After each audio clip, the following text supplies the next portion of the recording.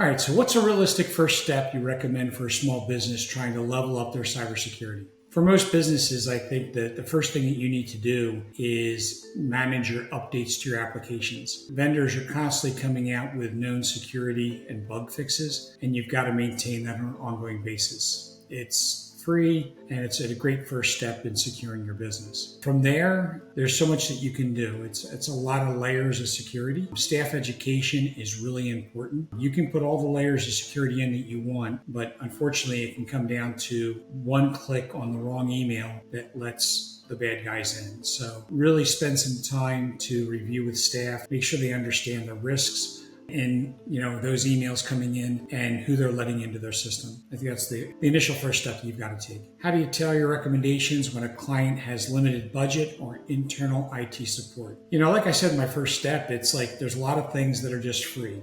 Doing updates on your applications, but also there's a lot of settings and features you need to manage. If you know how to configure your computers, you can greatly reduce your risk. Give you a good example. So your user account that you use to log into your computer should not be an administrator. If there is a compromise on your computer and you're not an administrator, it makes it a little bit harder for the bad guys to get around and spread, to expand their compromise. There's a lot of things. It's about how these systems are set up, what rights you give to people, and making sure that you're applying all the patches that the manufacturers are giving you to protect your environment. Also keep track of outdated operating systems or equipment that's no longer supported. You might have a local NAS, a network area storage device in your network that's 10 years old. Well, there's no security updates for it. And the bad guys will know how to get into that. And maybe you've got a lot of files stored on that, and that's a great exposure. So you want to be aware of what is in your network. You want to make sure that you're replacing outdated equipment and certainly keeping an eye on operating systems and other things that are no longer supported by the manufacturer.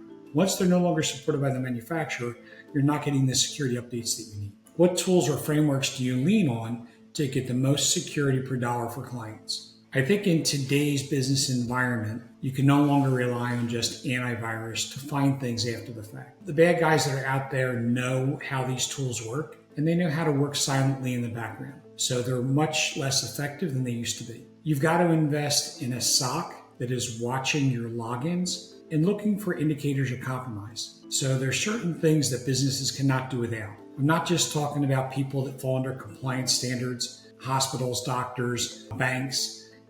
This is every business that's out there. You need somebody watching your environment on a 24/7 basis and looking for those indicators of compromise. Those login accounts coming from out of the country or without MFA, things that can be alerted on and can be investigated. That's your biggest investment that you can make this year in your cybersecurity framework. What do you wish more SMBs understood about balancing compliance and actual risk? When we talk to our customers, we try to explain things with real-world stories that we've read or that we've experienced about how businesses are compromised and what the outcomes are. The outcomes can be very painful. Ransomware can shut down a business, make you resort to your backups. But more than that, the communications that have to go out to your clients or maybe your staff about sensitive information that was lost is very difficult and very challenging.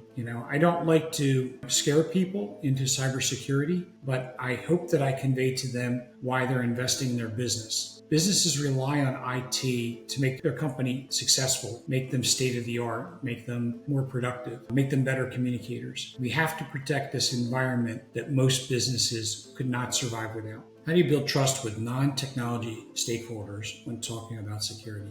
I think explaining to clients it's important to give examples of the real world, what's happening. When they can hear how something happened, what got in, and what the outcomes were, they're more likely to understand that they need to do things to protect against it. Implementing cybersecurity can be expensive, but the cost of not doing is much greater, and you need to protect your company, your reputation, your business operations. So the real world events and explaining how businesses got compromised and things we can do to prevent it, I think that helps us get through to our clients why security is so important.